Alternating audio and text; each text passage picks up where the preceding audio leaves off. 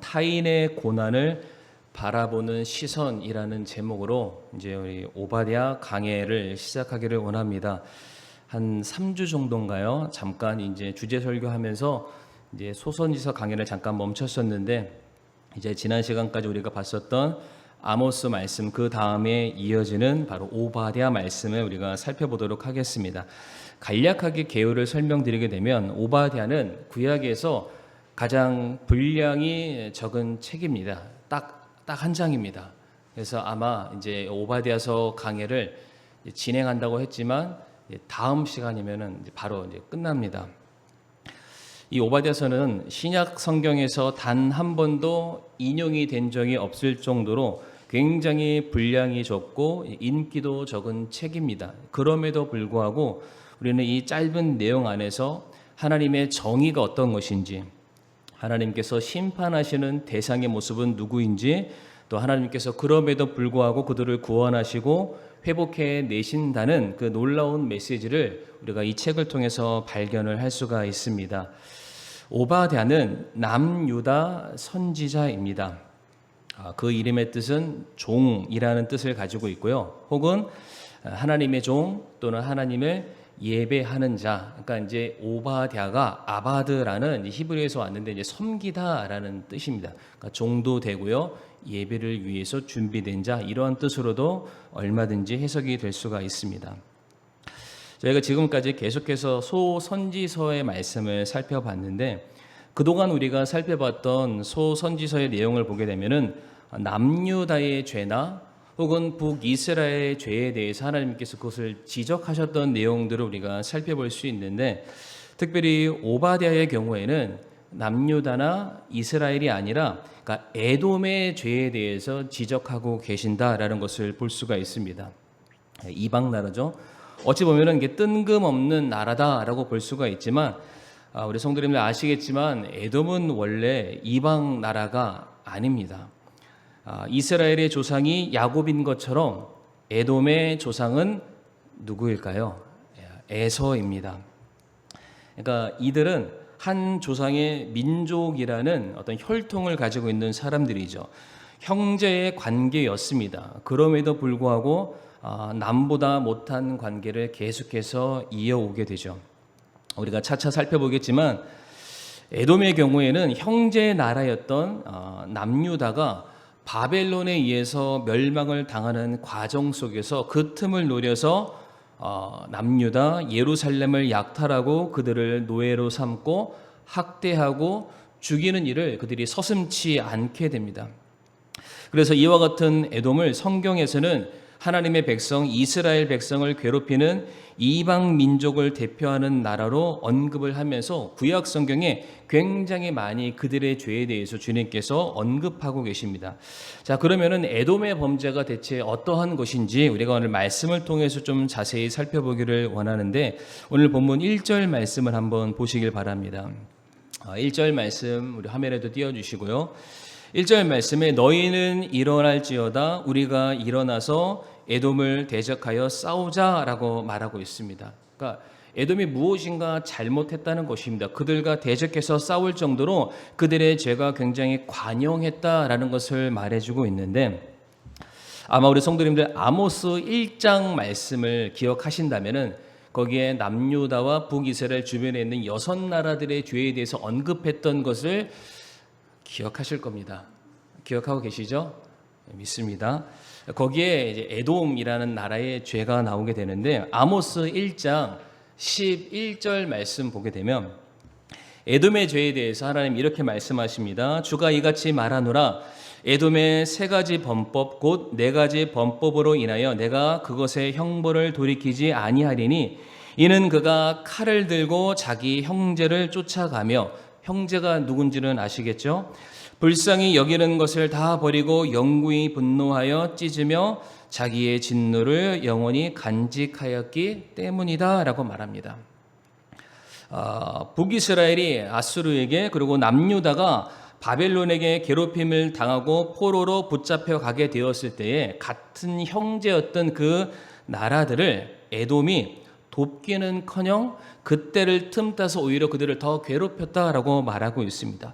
칼을 들고 자기 형제를 쫓아가며 등에다가 칼을 꽂는 그런 사람들이죠. 정말로 나쁜 사람들입니다. 그 형제들을 불쌍히 여기지 않았고요. 오히려 그들을 죽이고 노예로 팔아서 자신들의 필요를 채우는 자들이었다라고 말을 하고 있습니다. 시편에서도 에돔의 죄에 대해서 성경이 이와 같이 말씀하시는데 시편 137편 7절 말씀 우리 같이 한번 읽어보실까요? 시작. 오 주여 예루살렘의 날에 에돔 자손이 말한 것을 기억하소서. 그들이 말하기를 그것을 무너뜨리라 그것을 무너뜨리라 그것의 기초까지 무너뜨리라 하였나이다. 아멘. 남유다가 바벨론에 의해서 공격을 당해서 정말로 사경을 헤매고 있을 때에 에돔이 그러니까 마음으로는 원치 않다 할지라도 혈통을 타고 올라가면 결국에는 한 형제이기 때문에 그들을 찾아가서 돕고 건져내고 구조를 해야 되는데 오히려 옆에서 치어리더처럼 응원을 하는 거예요. 예루살렘아 속히 무너져라. 망해라. 그 기초까지 완전히 다 사라져 버려라. 그냥 이때 너희를 완전히 다 망했으면 좋겠다. 옆에서 온갖 저주의 말을 그들이 내뱉었다라고 말합니다. 남이 아니죠. 따지고 보면은 형제였는데 그들의 고통을 즐거워했던 사람이 바로 에돔이다라고 성경은 말하고 있습니다. 에돔이 이렇게 자기 형제들을 괴롭혔던 근거, 다른 사람들의 안위를 돌아보지 않고 그토록 잔혹하게 사람들을 괴롭혔던 이유를 오늘 본문 3절에서는 바로 그들의 교만함 때문이다라고 말을 하고 있습니다. 우리 3절 말씀을 한번 띄워주시길 바랍니다. 3절 말씀 보게 되면 바위 틈에 거하며 높은 곳에 처소를 둔 자여 내 마음의 교만이 너를 속였다라고 말하고 있습니다. 그들의 교만함이 결국에는 다른 사람들을 돌아보지 않는 타인의 어려움과 타인의 시련에 대해서 마음 아파하지 않는 그런 잔혹한 마음을 갖게 하였다라고 말을 하고 있습니다. 특별히 3절 말씀 보게 되면은 에돔은 바위 틈에 거한다라고 말을 하고 있는데 그들의 거주지가 바위로 이루어졌다라고 성경은 말하고 있습니다. 사진 하나 좀 보여주시면 감사하겠습니다. 혹시 성도님들 이곳이 어디인지 아십니까? 세계 7대 불가 사회 중에 한 곳이기도 합니다. 요르단에 있는 바로 페트라라는 지역입니다. 성경에 나와 있는 에돔이 바로 현재 바로 이곳입니다. 페트라라는 지역에 이들이 거주해서 도시를 이루고 살았던 곳입니다. 사진을 보시게 되면 하나 더 넘겨주시면은 이제 이곳에 여러 가지 또 전경들을 제가 찍게 됐는데 아마 화면이 조금 흐려서 잘 보이실지는 모르겠지만 바위를 깎아 만든 신전과 여러 많은 건축물들이 있습니다. 그러니까 사람들이 바위를 파서 그 안에 들어가서 살고 있다라는 것이죠. 제가 이제 성지순례 갔다 왔다고 제가 몇 번 말씀드렸잖아요. 자랑하는 건 아니고 갔다 왔다고 말씀드렸는데 제가 여기를 가면서 실제로 여기 돌을 가져왔습니다. 지금 이거를 제가 2013년도에 가져왔는데 드디어 제가 이거를 꺼냅니다. 10몇 년 만에 드디어 이것이 효과를 발휘하는데 이제 이게 성도님들 보시면은 딱 2개 가져왔습니다. 무거워서 많이 안 가져왔는데 이거 자체는 무겁지는 않습니다만 이게 사암으로 되어 있습니다. 사암. 이따가 제가 뒤에다 둘 테니까 나가시면서 한 번씩만 만져보시면 될 텐데 지금도 이 10년이 지났지만은 만져보면은 제 손에 이렇게 먼지가 묻습니다. 사암이 뭔지 아시죠? 모래가 뭉쳐진 퇴적층의 사암인데 이게 굉장히 가볍습니다. 무엇인가 도구로 긁으려면 얼마든지 긁히고 예전에 한번 제가 뭐 테스트한다고 뭐 딱 했다가 이게 부러졌습니다. 이쪽 부분이. 지금 보이시나요? 이게 먼지가 떨어지는 게? 이게 강대성이 많이 떨어졌네요. 이따 한번 만져보시면 됩니다. 그러니까 충분히 사람들이 그 바위로 되어 있지만 겉으로 보기에는 굉장히 딱딱해 보이지만은 조그마한 도구로 자신들이 살 수 있는 거주지를 마치 아파트 모형처럼 파서 그 안에 들어갈 수가 있습니다. 그리고 방금 전에 그 4개로 되어 있는 사진 한번 더 보여주시게 되면은 바로 전 사진을 한번 다시 띄워주시면 감사하겠습니다. 제 기준으로 왼쪽 맨 끝에 사진이 이제 어떤 한 사람이 서 있고 조그마한 계곡 같은 그런 골목이 보이시게 될 텐데, 그러니까 저곳을 지나야만 바로 그들이 살고 있는 거주지에 도달을 할 수가 있습니다. 그러니까 그들을 만나기 위해서 어떠한 적들이 공격을 하게 된다면 그 양쪽의 절벽 같은 지역 2m에서 4m 정도밖에 안 되는 그 폭의 길이 2km나 되어 있습니다. 거기를 지나야만 그들을 만날 수가 있죠. 다시 말해 100만 대군을 끌고 온다 할지라도 저 입구 하나만 잘 막으면은 그들이 얼마든지 승리를 거둘 수 있는, 결코 무너질 일이 없는 난공불락의 성읍 천혜의 요새다라고 말씀을 드릴 수가 있습니다. 이들이 이와 같은 곳에 살기 때문에 그냥 항상 승승장구하는 교만한 마음을 갖는 거예요. 누가 우리를 무찌르랴, 우리는 항상 이길 수 있다. 뿐만 아니라 하나 더 사진을 보여주게 되면 지도 사진을 한번 보여주시면 될 텐데, 에돔이 위치한 지리적인 그 장소가 굉장히 중요한데, 저 밑에 보게 되면은 이제 맨 위에가 연두색이 있고 가운데가 파란색이 있고 밑에가 이제 빨간색 선이 보이시게 될 텐데, 아마 잘 보이시죠? 그 밑에 보면 니은자로 올라가는 부분에 왕의 대로라고 빨간색 글씨가 보일 텐데, 그 밑에 페트라, 이제 에돔 지역이 있습니다. 이 왕의 대로라는 게 무엇이냐면은 고대 이집트에서 굉장히 많은 상업들을 세상 많은 곳에 수출하는 무역업이 많이 발전을 했습니다. 근데 이 이집트가 저 주변에 있는 이제 아시아 지역이라든지 유럽 대륙을 지나가기 위해서는 이 자리를 지나가야만 했습니다. 그래서 이집트의 왕들이 다른 나라의 왕들과 함께 무엇인가 서신을 주고받고 무역을 하기 위해서 주로 만들어진 그 길을 왕의 대로라고 하고요. 그 길을 가는 한 복판에 바로 에돔이라는 나라가 위치하고 있습니다. 그러니까 저 나라를 지나지 않고서는 다른 나라로 갈 수 없는 무역로, 굉장히 중요한 자리에 에돔이 위치하고 있죠. 그러니까 그 길에 에돔이 그냥 자기네들의 문을 걸어 잠그면은 누구도 지나갈 수가 없습니다. 그러니까 지나가면서 그들이 필요하다면은 사람들에게 통행세를 받는 것도 관행 중에 하나였다라고 말을 하고 있습니다. 이제 사진을 내려주시고요. 바로 이와 같은 여러 가지 상황들로 인해서 에돔은 그렇게 큰 나라는 아니었습니다. 그럼에도 불구하고 굉장한 부와 권력을 지녔던, 이웃 나라부터 인정을 받고 큰 소리 꽤나 낼 수 있는 나라가 바로 에돔이었습니다. 이러한 환경들이 그러니까 에돔을 교만하게 만들었다라고 말합니다. 왜 그러냐? 남들에게 아쉬운 소리를 할 게 없는 거예요. 나 혼자서도 잘 살고 오히려 남들이 내게 찾아와서 내게 잘 보이려고 굽신거리고 도움을 구하는 그런 처지이기 때문에 자기 잘난 맛에 자기를 높이는 교만함으로 가득 찼던 사람들이 바로 에돔 지방의 사람들입니다. 그렇기 때문에 이들은 다른 사람들을 돌아볼 여력이 그들의 마음속에 전혀 없게 되죠. 바로 이와 같은 모습을 향해서 하나님께서 그들에게 심판하시게 되는데, 본문 3절과 4절 말씀 보게 되면 하나님께서 그들의 교만함을 반드시 꺾으시겠다라고 말씀을 하고 계십니다. 3절과 4절 말씀. 하나님이 그들의 교만함을 꺾으시겠다라고 말씀하시는데, 그들이 신뢰했던 바위 틈 높은 바로 그곳에 위치한 너희들이 말하는 천의 요새 난공불락의 성읍을 하나님께서 내가 무너뜨리겠다, 내가 너를 끌고 내려오겠다라고 말씀하고 계십니다. 스스로 높아지고 교만해짐으로 말미암아 눈 아래에 있는 사람들을 돌아볼 줄 모르는 아나무인이 되어서 사람들을 깔보고 생명을 귀중히 여기지 않는 너희들의 오만함과 자만함을 하나님께서 더 이상 용납하지 않겠다. 내가 너희를 끌어내리겠다. 마치 이 모습은 창세기 11장에 나와 있는 그 바벨탑 사건의 모습과 똑같죠. 창세기 11장 4절 말씀 보게 되면, 또 이르되 자 우리가 우리를 위하여 도시와 탑을 세우고 탑의 꼭대기를 하늘에까지 닿게 하며 우리가 우리를 위하여 이름을 내고 이로써 온 지면에 널리 흩어짐을 면하자. 바벨탑을 세웠던 사람들은 자신들의 이름을 알리는 것이 그들의 꿈이었고, 그 이름을 많이 알려서 마치 그들이 스스로 하나님처럼 불림받기를 원했던 교만함을 그들이 가지고 있습니다. 그런데 하나님께서 바로 이어지는 창세기 11장 9절 말씀 보게 되면 그들의 교만함을 하나님이 허락하지 않으시죠.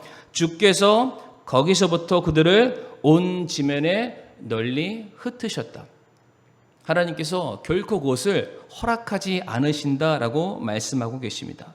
자신을 위해서 성을 만들고 하늘 높이 올라가서 자기의 이름을 알리려고 했었던 그 교만함에 대해서, 그 바벨탑을 하나님께서 무너뜨리셨던 것처럼 에돔의 교만함에 대해서도 하나님께서는 그냥 내가 지나치지 않겠다.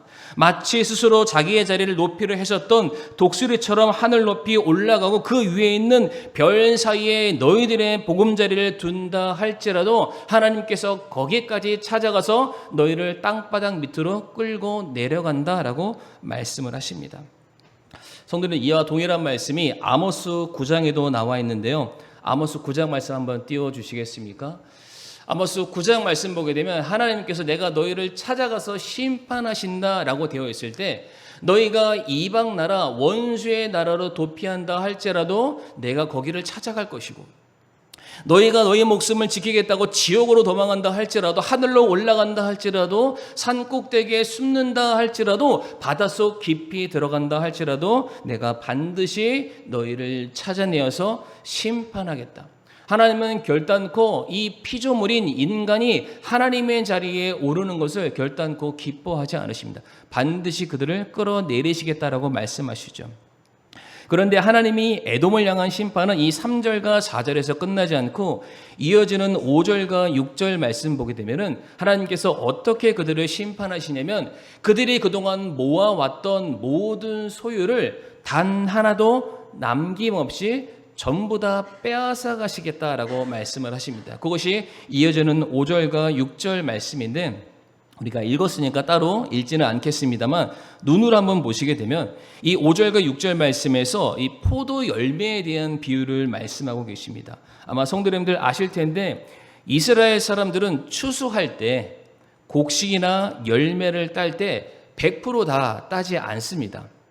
일부를 남겨둬서 사회적인 약자나 가난한 사람들, 고아나 과부나 나그네들이 먹고 살 수 있는 어떤 여분들을 일부를 남겨두게 됩니다.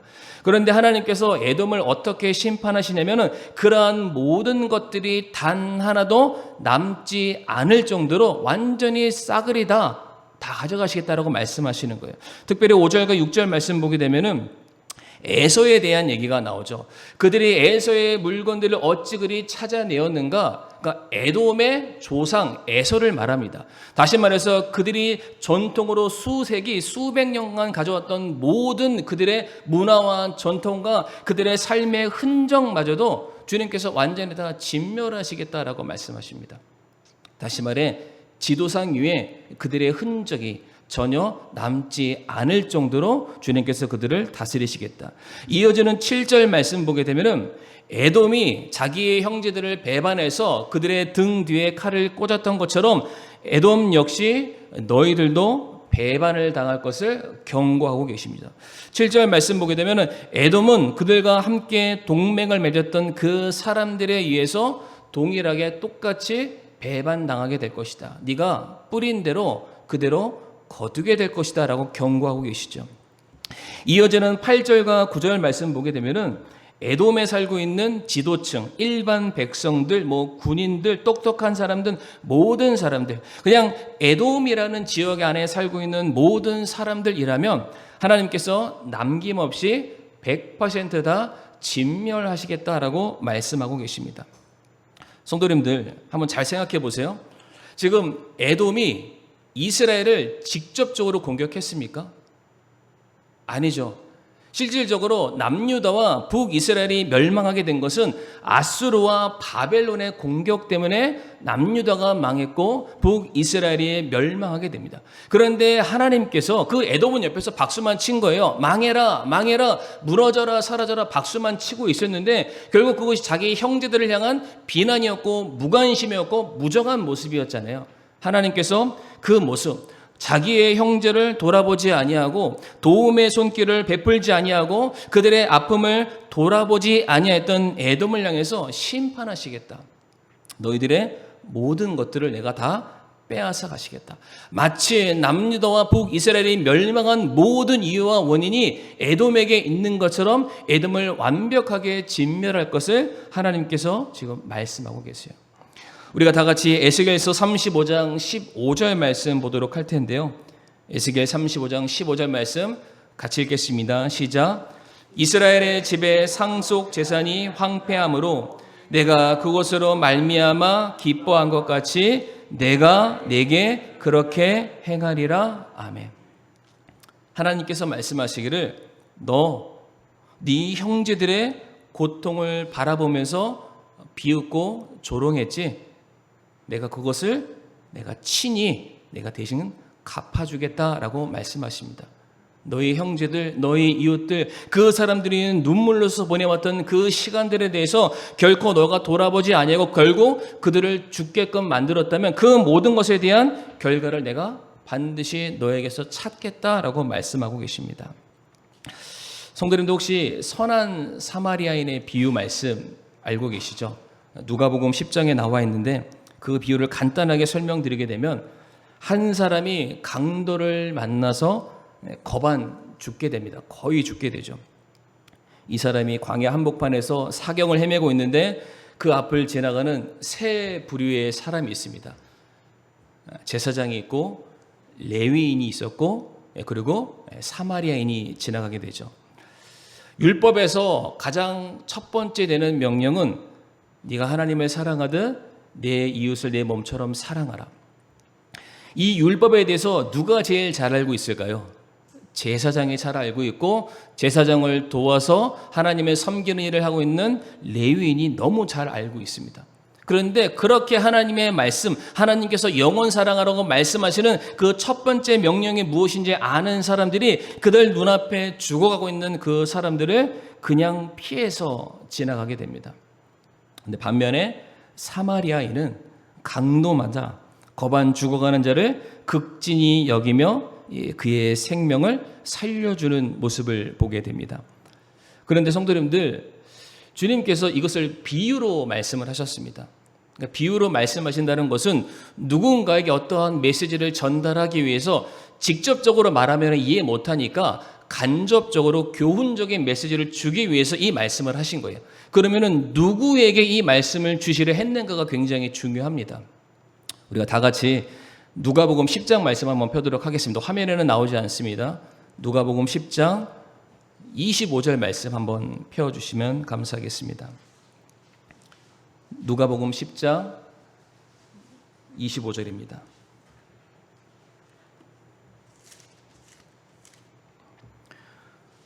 누가복음 10장 25절 말씀 보게 되면은 그 위에 조그만하게 소주제가 나오죠. 선한 사마리아 사람의 비유. 그런데 이 비유가 25절에 바로 시작되는 것이 아니라 25절에 뭐라고 되어 있습니까? 보라, 어떤 율법사가 일어나 그분을 시험하여 이르되 선생님이여 내가 무엇을 하여야 영원한 생명을 상속받으리까? 라고 질문을 합니다. 누가복음에서는 이 사람을 율법사라고 말하지만 다른 복음서에서는 이 사람을 부자 청년이라고 말합니다. 근데 실질적으로 그때 당시에 율법사들이 그들이 가지고 있는 사회적인 지위로 돈을 많이 벌었기 때문에 이 사람이 부자 청년이기도 합니다. 같은 사람을 말하는 거예요. 그러니까 부자 청년이 주님께 찾아와서 말하는 거예요. 주님, 내가 어떻게 영생을 얻겠습니까? 주님의 대답이 무엇이었습니까? 너의 필요, 너의 재산을 다 팔아서 네 이웃을 섬겨라, 나눠줘라 라고 말씀하시죠. 그러면서 그 이웃이 누구인지를 설명하기 위해서 하셨던 말씀이 이 사마리아 사람의 비유입니다. 그러니까 우리가 돌아봐야 될 사람이 어떠한 사람입니까? 거반 죽어가는 자들입니다. 지금 돕지 않으면 내일을 도모할 수 없는 그런 사람들이죠. 지금 이 사람에게 내가 관심과 사랑을 쏟지 않으면 내일에 떠오르는 태양을 볼 수 없는 오늘 당장 누군가의 도움과 섬김이 필요한 그 사람을 말하는 것입니다. 그러니까 주님께서 이 부자 청년에게 그냥 아무나 네가 가지고 있는 돈을 마치 자랑하듯이 나눠주라 이런 것이 아니라 정말로 네가 가지고 있는 그 돈을 죽어가고 있는 한 사람을 살리는 그 일을 위해서 사용해야 된다라는 메시지를 전달하기 위해서 주님이 이 말씀을 하십니다. 그랬는데 이 청년이 이 말을 듣고서 어떻게 했습니까? 근심하고 돌아갔습니다. 그러니까 이 청년에게는 돈이 중요합니까? 사람이 중요합니까? 돈이 더 중요합니다. 사람에 대한 그 생명에 대한 존엄성이 그의 마음속에는 전혀 찾아볼 수가 없죠. 주님께서 바로 이 청년에 대해서 안타깝게 여기셨다라는 겁니다. 그런데 성도님들, 하나님께서는 마땅히 우리가 영혼을 돌아보지 않고 생명에 대해서 관심을 갖지 않고 내 옆에 있는 사람들을 정말로 사랑으로 섬기지 않으면 그 모든 것들에 대한 책임을 반드시 우리에게 묻겠다라고 말씀하고 계십니다. 에스겔 3장 말씀 잘 아시죠? 파수꾼의 비유입니다. 따로 찾지도 않고 화면도 만들어 놓지 않았습니다. 파수꾼이란 주변을 경계함으로 말미암아 그 성 안에 살고 있는 모든 사람들의 안전을 도모하는 사람이죠. 이 사람이 적들의 침입을 알리지 않게 되면 성 안의 모든 사람들은 죽을 수밖에 없습니다. 물론 파수꾼의 경우에는 다른 어떠한 사람들보다 현재 이 사태에 대해서 적들이 쳐들어 있는 것을 누구보다 빨리 보는 사람이기 때문에 자기의 목숨을 건질지는 모르겠습니다. 그러나 그의 불의함으로 말미암아 그 성 안에 살고 있는 수많은 사람들이 죽게 되면 주님께서 그런 사람에게서 말씀하시죠. 너는 살겠지만 모든 사람들이 다 죽었다. 그 죽어간 모든 사람들의 피값을 어떻게 하신다고 말씀하시죠? 네 손에서 내가 반드시 찾겠다라고 말씀하고 계세요. 우리에게 맡겨준 영혼들, 우리 주변에 있는 그 사람들, 이웃들, 친구들에 대해서 우리가 그냥 스쳐 지나가듯이 그들을 돌아보지 않고 그들에게 복음을 전하지 아니하고 그들에게 주님의 사랑을 증거하지 않는다면, 그래서 그 영혼들이 살아있는 동안 하나님을 만나지 못하고 그 영혼이 그대로 지옥을 향해 간다면 하나님께서는 그것을 결코 좌시하지 않겠다라고 말씀하고 계십니다. 바로 오늘 에돔을 향한 주님의 경고가 바로 이와 같은 메시지를 가지고 있습니다. 그러니까 실질적으로 에돔에게만 말씀하시는 것이 아니라 모든 하나님의 사람들에게 내가 에돔을 왜 책망하는지 알아? 내가 왜 에돔을 심판하는지 알아? 그들이 자기 형제를 돌아보지 않아서, 그들이 자기 형제를 돌아보지 않음으로 말미암아 내가 완벽하게 다 진멸하는데 이거 보고 너희들 정신 차리라 라고 말씀하십니다. 교보제로 보여주시는 거예요. 에돔의 잘못만을 말하는 것이 아니라 하나님께서 믿지 않는 사람들도 그들의 죄에 대해서 이렇게 심각하게 다루신다면 믿는 사람들, 책임을 부여받은 그 사람들을 향해서는 하나님께서 어떻게 책망하실지를 더 두려움으로 깨닫고 깨어 있으라 라고 말씀하고 계십니다. 요즘 그리스도인들이 이 세상으로부터 많이 손가락질을 당하고 있습니다. 제가 통계를 봤는데 왜 사회가 교회를 이렇게 예전처럼 사랑하지 않을까 쭉 봤는데 한 75%, 80% 이상 여러 가지 항목들이 나눠져 있지만 합쳐봤더니 무엇이냐면 의에 대해서 배우는데 정의롭게는 안 산다라는 거예요. 그러니까 의가 무엇인지는 아는데, 선한 것이 무엇인지 아는데 그렇게 안 산다라는 거죠.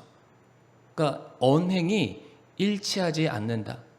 그리고 자기가 그렇게 배워놓은 걸 가지고 행하지도 않으면서 스스로 의로운 척하는 모습이 사람들 눈에는 신물나게 보인다라는 거예요.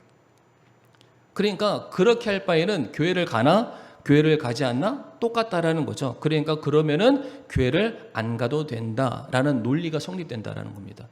그래서 교회를 안 간다라는 거예요. 교회를 싫어한다라는 것이죠.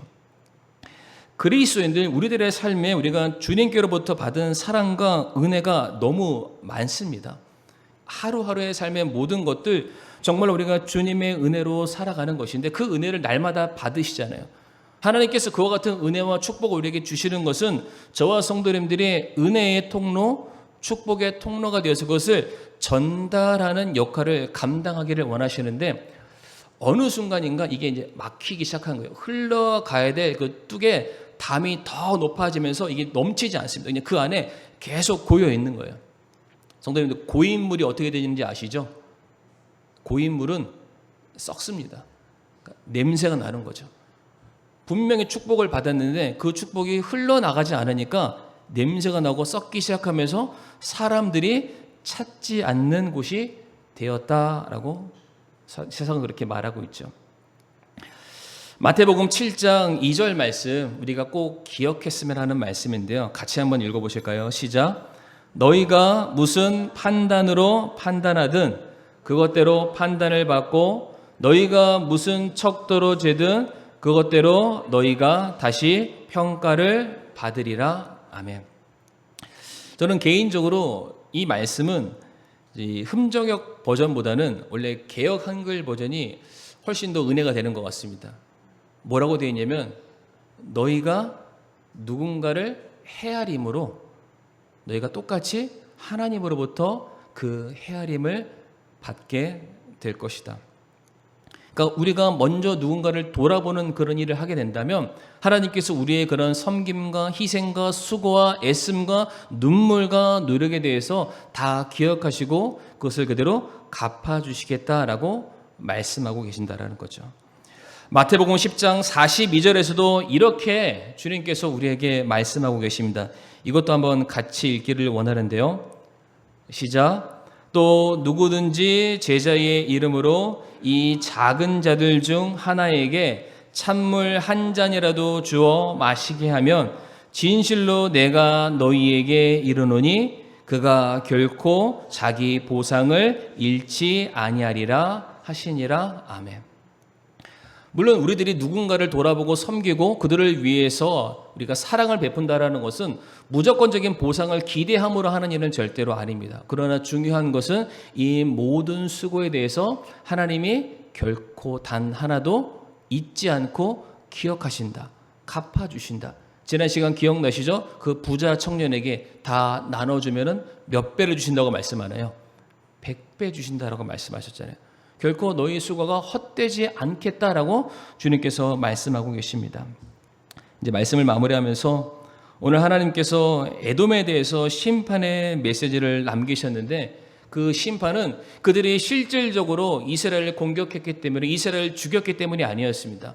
그들이 자신들의 형제 되었음에도 불구하고 자기의 이웃임에도 불구하고 그들을 돌아보지 않고 그들이 힘들 때 그들이 어려웠을 때 그들이 죽음의 위기 상황 가운데 놓이게 되었을 때에 그들을 외면했던 그들의 무정함에 대해서 하나님이 반드시 내가 너희를 심판하겠다.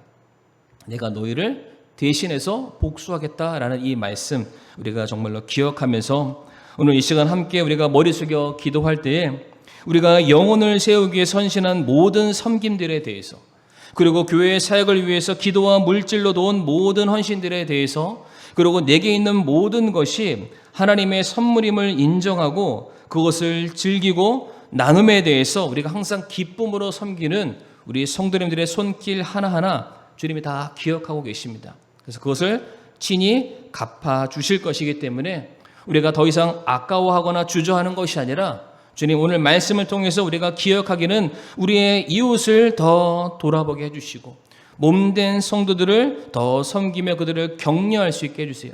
내 옆에 있는 그 내게 맡겨주신 그 영혼들 내가 단 하나도 잃지 않게 해주세요. 나 때문에 그들이 하나님을 떠나는 것이 아니라 나로 말미암아 그들이 하나님께로 돌아올 수 있게 해주세요. 바로 이와 같은 기도를 드릴 수 있는 우리 기도의 시간이 되기를 간절히 바라겠습니다. 이 시간 다 같이 머리 숙여 함께 오늘 말씀을 기억하시며